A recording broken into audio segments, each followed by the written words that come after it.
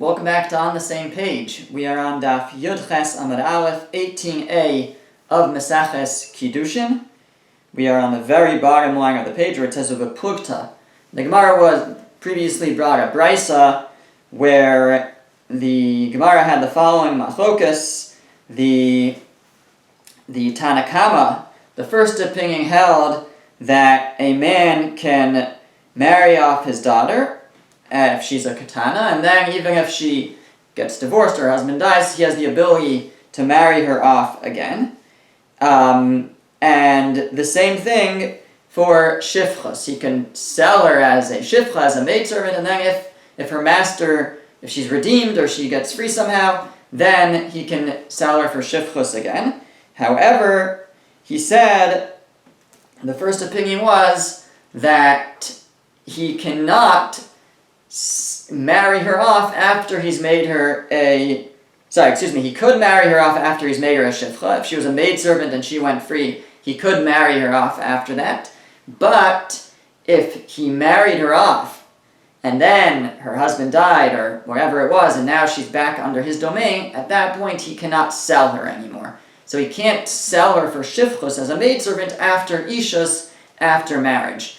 But the Tanakama held, this first opinion held, that he could sell her as a maidservant even after she's been a maidservant already. And Reb Shimon held that no, even in that case he may not sell her as a maidservant. Not only when she was previously married he may not sell her now as a maidservant, but once she was a maidservant once, he no longer can sell her as a maidservant again.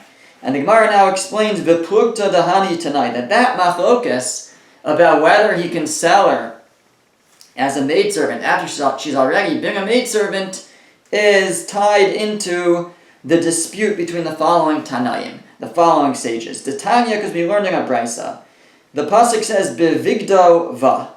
So this pasuk is as follows. It says that it's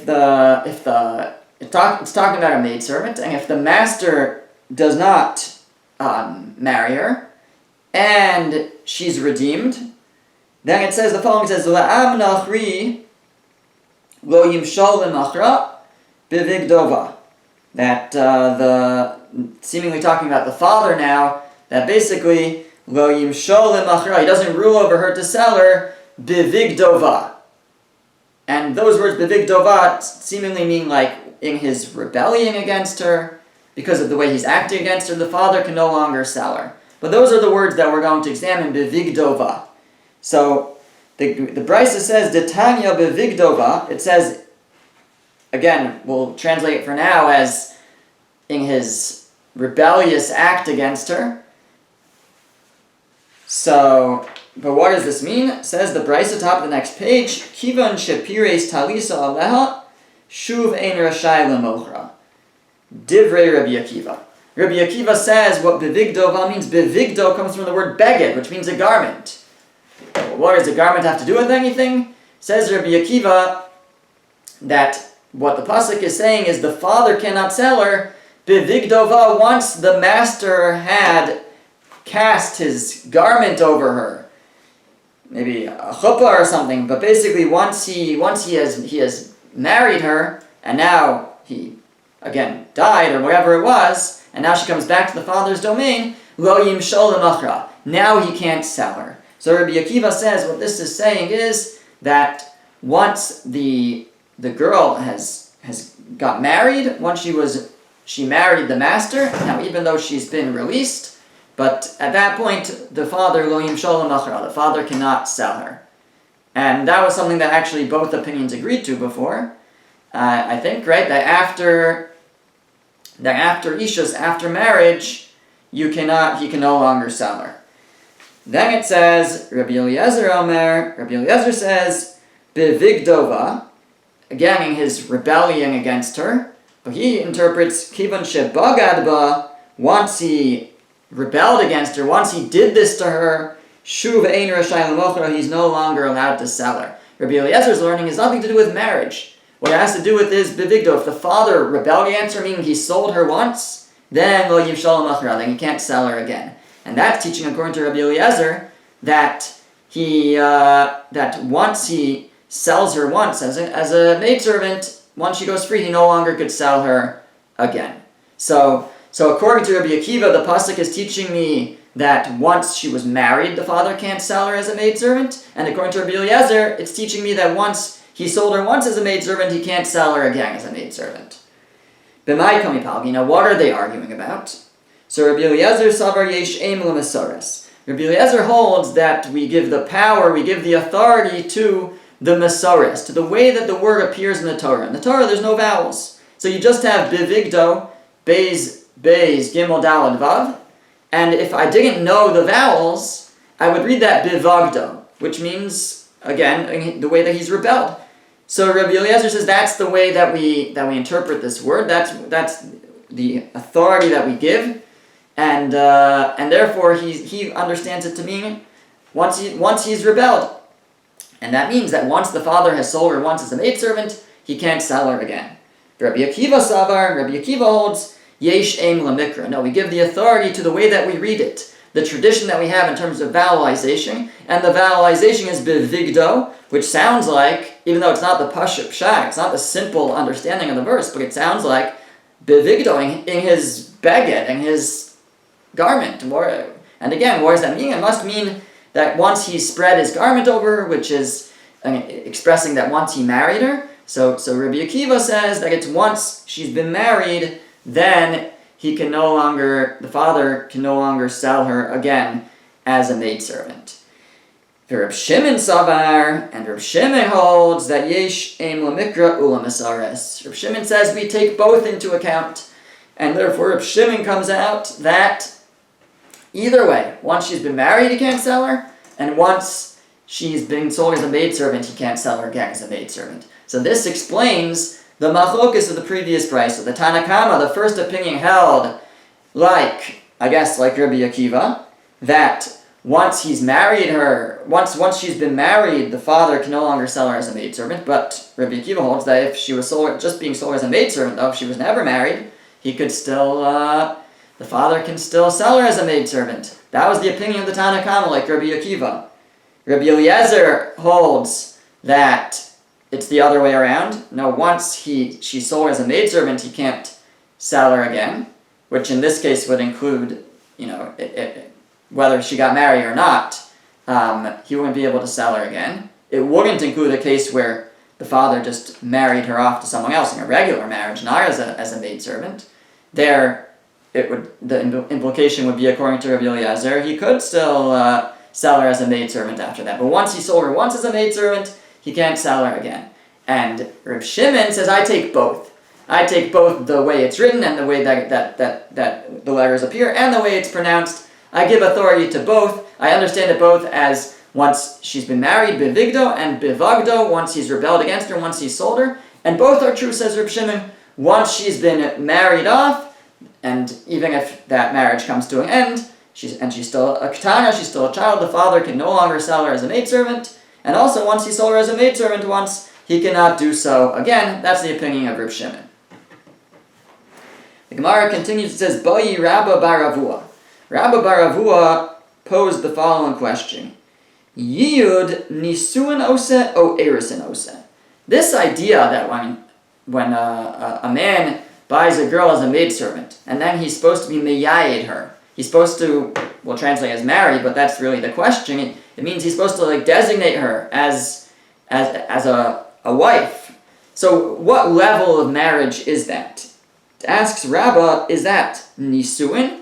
Is that a full-fledged marriage that they now have? Or is it comparable to erisin, to Kiddushin, to betrothal? Is it full-fledged marriage when the man marries the maidservant, or is it only on the level of betrothal? What's the difference? Nafkamina, the practical difference is for three things. Liyarsha, v'litamila, olahafter nidara. There's three differences between betrothal and full marriage. One is liyarsha, whether the husband inherits her. If it's just erisin, the husband does not inherit her if she dies. But if it's full marriage, then he does. Litamila, if he is a Kohen, he's not allowed to become tameh unless it's a direct relative, including his wife. but that's only after nisuin. If it's just betrothal, he wouldn't be able to become tamei for her if she dies. Ulahafer nidarea, and the third is to annul her vows. If it's only erisin, then he doesn't have full control of nullifying her vows that are related to him.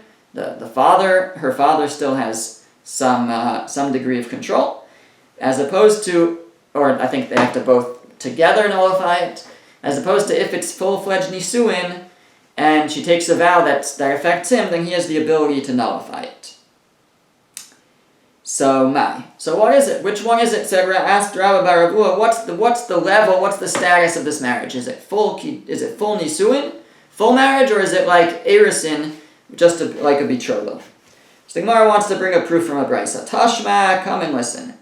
Bivigdova. So we just read this before. Rabbi Akiva said that Bivigdova teaches me Kivan she pirish talisa leha shuvena rashai lemochra. Rabbi Akiva said that we learn from that verse that once he has spread his talis over her, he's no longer allowed, the father would no longer be allowed to sell her. Once there was yiyud, once the master married her, whatever level that is, so then after the master dies or divorces her, then the father can no longer has the ability to sell her. The implication is he can't sell her as a maidservant anymore. But it sounds like he could still marry her off. He could still accept Kiddushin and marry her off. But if this yud, if this marriage that takes place between the master and the maidservant is in fact a full-fledged nisuin osa, it's full marriage, kivan de nises shuv ein lav yereshuspa. The halacha is that once she reaches a level of nisuin, then the father no longer has any control over her. So I guess earlier when we quoted the brisa that said that he's allowed to marry her off, again, would seemingly be if it was only Kiddushin and not yet Nisuin. That's when he could marry her a second time. But now the Gemara is saying, but if there's full-fledged Nisuin, so then it seems that the Gemara takes it as a given that once a girl reaches a level of Nisuin, she's out of her father's domain. She doesn't go back to her father's domain. Rashi, I think, cites some examples of this. Rashi says, we find this by Nadarim, that once she's full-fledged nisuin, by oaths, by vows, she's completely out of his domain. And with regards to Yerusha, with regards to inheritance, like we said. So if that's the case, then the Gemara is citing a proof from this brisa as follows, that again, we're inferring, it says bivigdova, that once he spread his canopy over her, then the father can no longer sell her. But the implication is he can't sell her as a maidservant, but he could accept Kiddushin and marry her off. But if that spreading the canopy, when the master married her, it was full nisuin, then after that she's out of the domain of the father. The father should not be able to marry her off subsequently. And the implication is that he could.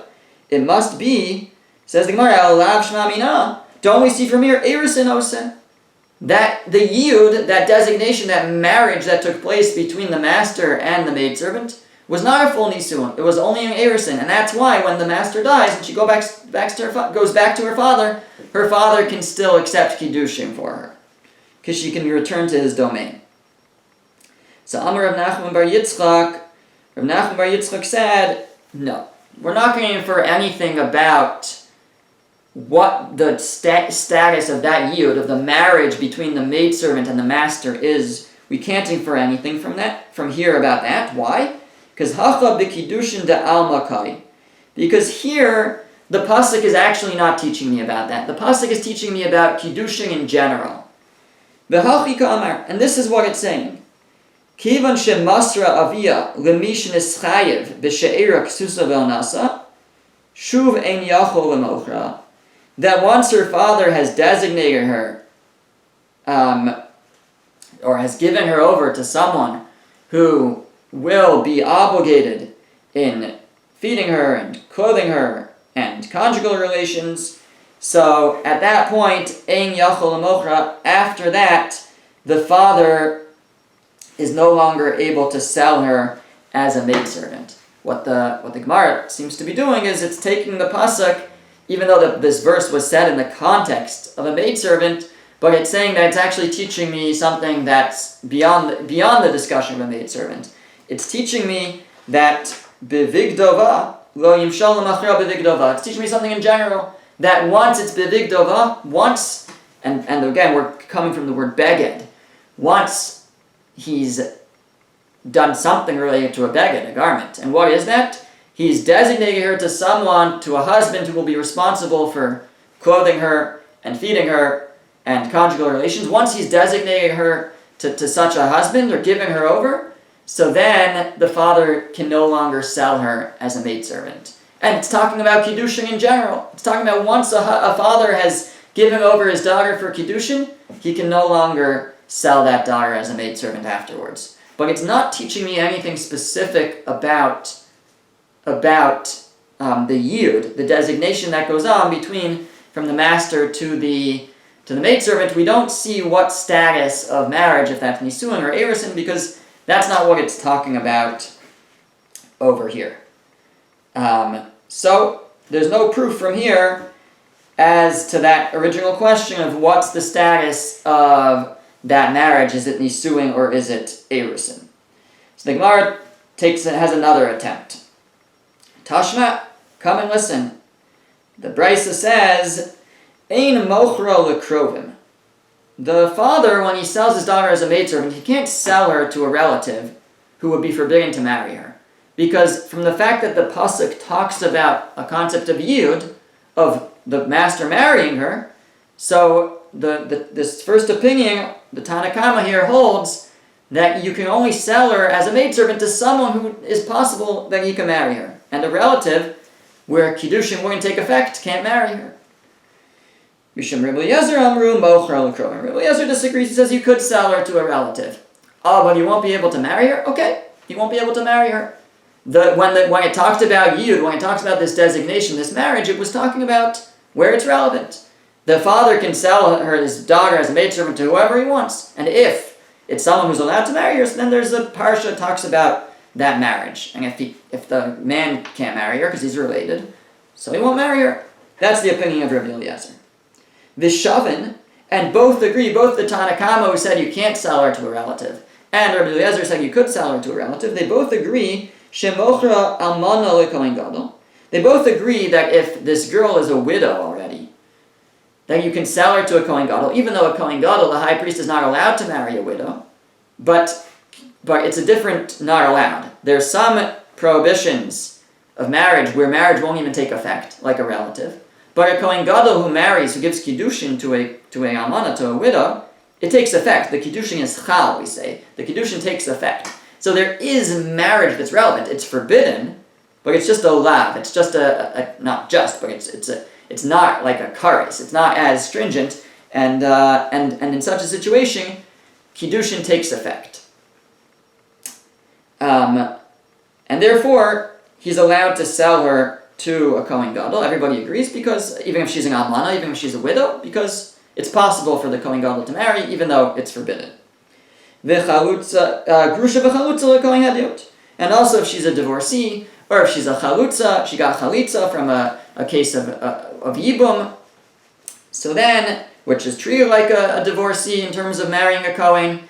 A regular Kohen can't marry a divorcee, but the father can sell his daughter, who's a divorcee, as a maidservant to a regular Kohen, because even though he's not allowed to marry her, but marriage is relevant. It would be chal, it would take effect, and therefore he's allowed to sell her to him. So the Gemara now wants to examine this. The case of the almana, the case of that we just referred to, the father selling his katana, right? He can only sell her if she's a child. So she's a katana, and she's an almana. She's a child, and she's a widow. So the Gemara says, what's that case? Hi almana, heichidami. What's the case where she can be a child and a widow? Ilema de Kaddish Nafsha. If the case is where she accepted Kiddushin on her own, she went as a 10-year-old, accepted Kiddushin from a man, and then she was married to him, and he died, and that's how she's an almana, that's how she's a widow. Almana karila. We call her a widow? She was never really married. If a 10-year-old accepts Kiddushin, it doesn't do anything. She doesn't have the dash, she doesn't have the knowledge, the intellect to accept for Kiddushin to take effect. It doesn't take effect. So we wouldn't call her an almana, we wouldn't call her a widow.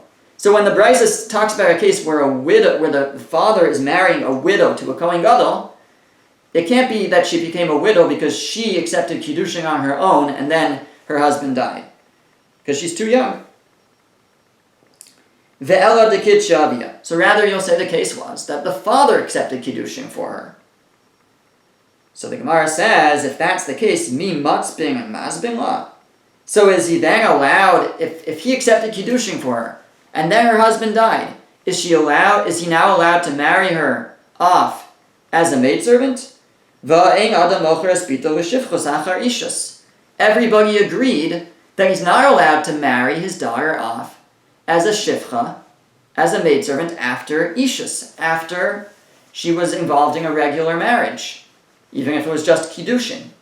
So if the case of the almana, of the widow, is a case where, how did she become a widow? Her father accepted Kiddushin, her husband died, and now it says he's allowed to sell her even to a Kohen Gadol, but you're not, once he's married her off, he's not allowed to now sell her as a maidservant. Everybody agreed to that. So what's the case?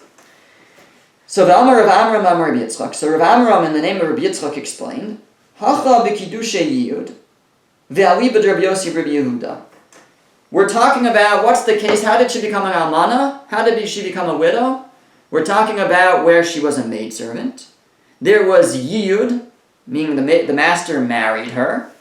But Aliba Rabbi Yossi Rabbi Yehuda, we're going in the opinion of Rabbi Yossi bar Rabbi Yehuda, de Amar, who says Ma'os harishonos lav l'kiddushin nitnu, that when the master pays money to the father to purchase the maidservant, that's not the Kiddushin money. The standard opinion, I think, is that it is. But this opinion is the opinion of Rabbi Yossi Rabbi Yehuda, holds that it's not. In other words, a master buys a maidservant, a girl. He gives money to the father. And now he wants to marry her. Does he have to be Makadesh her again? Does he have to give her Kiddushin? The answer is no. So where is the Kiddushin? So the standard opinion is that the money that he gave to the father to purchase her, that's the money for Kiddushin. But Rabbi Yossi Rabbi Yehuda says no. Rabbi Yossi says, Ma'os harishonos lav l'kiddushin. That money was not given for Kiddushin. So, and rather, it's where's the Kiddushin? So it's his authority over her. He's her master, and I don't know if it's like the hana, the benefit of being set free, but free, whatever that is, now that she can be married to him. There's some benefit to her, I suppose. Whatever it is, Rabbi Yossi holds that you don't need that money. The money is not the Kiddushin. The Kiddushin can happen separate from that. Okay, so now we have this brisa, and we're explaining there's a case in the brisa of an almana, of a widow, who the father is allowed to sell her even to a Kohen Gadol. And how did she become a widow? The way she became a widow was that she was she was sold as a maidservant, and then the master married her. He was meyayed her. He designated her as a wife or as betrothal. That's our question. What level, what status that has. And we're going in the opinion that the way that he marries her is not from the original money of the Kiddushin, but it's subsequent to that. And what that does for us is, it means that the father isn't the one who married her off. The father didn't marry her off. The money that he accepted wasn't the Kiddushin money. He just sold her as a maidservant. We don't say that he married her off. The marriage took place separate from him. The marriage took place after that, but it had nothing to do with the father. And that's why he's now seemingly allowed to sell her again, because to sell her as a maidservant, because he didn't marry her. The halacha is that if he marries her off, he can't sell her as a maidservant. But he didn't. The marriage happened separate from him. That's where we're holding now. So what does this do for us? So the Gemara says, V'i amar nisuin oseh, but at the end of the day, if that yiyud, if that relationship that's now formed between the master and the maidservant has the status of a full-fledged nisuin, but kivan shenises, once she's fully married, she has nisuin, shuv ein lav yerushuspa. She's out of the father's domain. And even when she gets divorced, her husband dies, she doesn't go back to her father's domain. And how could we say that he can sell her? If she had full-fledged nisuin, there's no way that he could sell her. So Elamai, so what are you going to say, says the Gemara? You think you've proven that Erusin Osa? So you're going to say it must be that yud, that marriage between the master and the maidservant is not a full-fledged marriage, it's a betrothal. But still he says, Vishavin Shemochra? But still says the Gemara, but everybody agrees that the father can now sell her? But she's betrothed. And the husband, the father can't sell her after she's had ishus, after she's been betrothed. Now I preemptively said that he's not the one doing it, so which is sort of what the Gemara is about to say, but now the Gemara is holding where we don't know that yet. We know that once she's betrothed, the father can't sell her. So the Gemara is saying, either way we're stuck. If it's full nisuin, how could it be that the father, when she becomes a widow, can now sell her? She's out of his domain once she was fully married once. So you're going to say it's erisin, that it's only betrothal. But still, we learned that once you have betrothal, the father can't sell her. So the Gemara says, so what are you going to say? Shani erisin didame erisin davia. You're going to tell me that the erisin, this betrothal, is different than the betrothal of her father. Meaning, like I said before, you'll say the father didn't have anything to do with this betrothal. He sold her as a maidservant. He didn't betroth her. The betrothal happened separate from him. The money that he got was not the money for Kiddushin. If he accepts the Kiddushin, then she gets divorced or widowed, then he can't sell her as a maidservant. But here, that's not what happened. He didn't marry her off. That happened on its own, between her and the master. So since the father didn't, so he's still able to now sell her as a maidservant. Again, that's what we're suggesting. But then, says the Gemara, if that's the case, and you're going to justify that and say, therefore, it must be erising, it must be that they are just betrothed. So then it could also be that they're fully married. And I could say, Shani nisuin didami nisuin davia. I'll say that it's different when she gets married off on her own than if her father marries her off.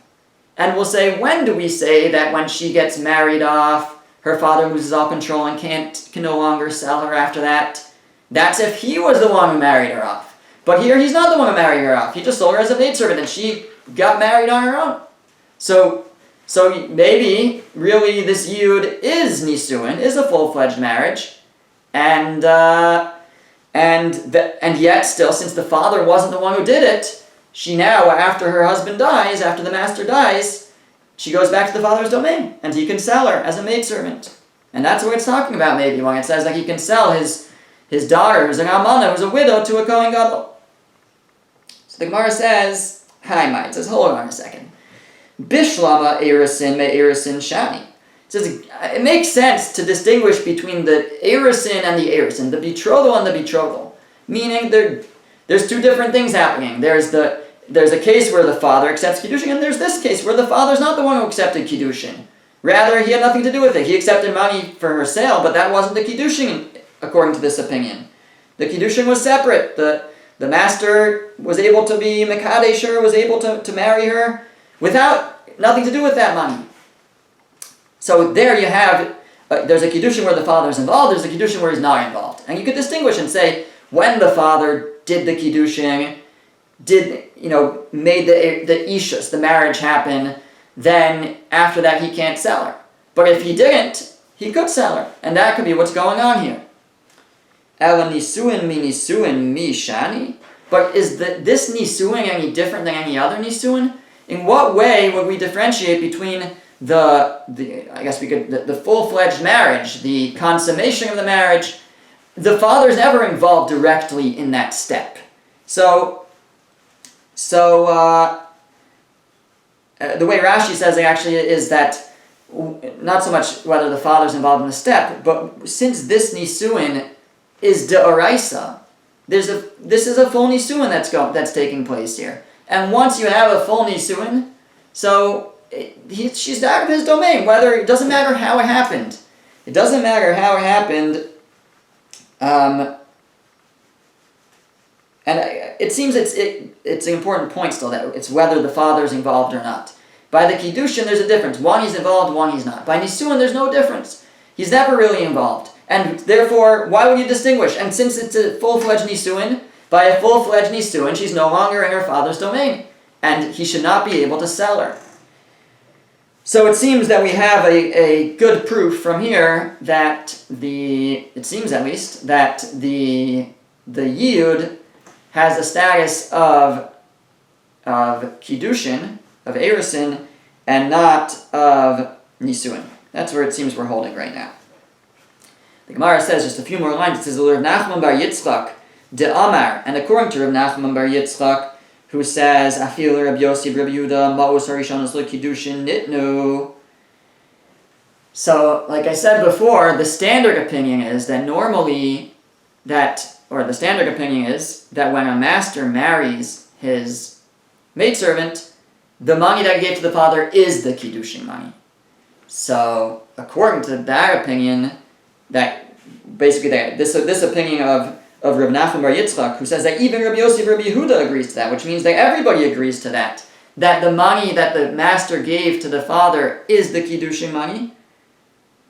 B'may mukim la. So how is he going to explain this case? How is he going to explain that the father is allowed to sell his daughter, the almana, the widow, as a maidservant, even after she's been married? Meaning up till now, the way we've been explaining it is, you know why the father's allowed to sell her? Because he didn't do the Kiddushin. The Kiddushin he had nothing to do with. If he did the Kiddushin, if he made the Ishus, the marriage happen, then he can't sell her as a maidservant after that.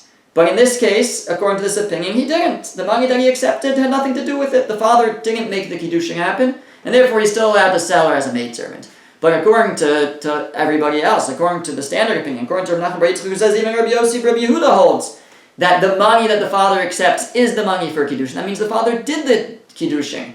So if that's the case, how do you explain this brisa? Why is he still allowed to sell his daughter as a maidservant after he's already accepted Kiddushin for her once, after he's already married her off once? So the Gemara says, Mukim lak Rabbi Eliezer. We'll have to say the brisa is going like Rabbi Eliezer. De Amar, because Rabbi Eliezer holds, L'shifchus achar shifchus hu lo matzi ma'azbin la. Rabbi Eliezer held, like we learned at the beginning of the day, that you can't sell her as a maidservant after she's been sold as a maidservant once. Aval l'shifchus achar ishus matzi ma'azbin la. But Rabbi Eliezer holds that you could sell her as a maidservant after you've already married her off once. So according to that, the case is very simple. What's the case of an almana, of a widow, that he now is going to sell as a maidservant? It's where he married the widow off, the girl off normally as a katana. He accepted Kiddushin for her. Her husband died, so there was ishus. But according to Rabbi Eliezer, that does not prevent him from being able to still sell her as a maidservant. So we didn't want to say that was Rabbi Eliezer. Rashi explains in general, we actually try to avoid establishing brisas like Rabbi Eliezer. Rabbi Eliezer has a slightly bad rap based on another Gemara. So in general, we try to avoid saying it's Rabbi Eliezer. But here, according to this opinion, we have no choice. We have to say this brisa is going like Rabbi Eliezer. And this brisa holds that he can't sell her as a maidservant after he's already sold her as a maidservant once, but he could sell her as a maidservant when he didn't sell her as a maidservant, even though he married her off once. If now she becomes an almana, she becomes a widow, and she's still a katana, she's still a child, he can actually now still sell her as a maidservant. Thank you for listening. See you next time.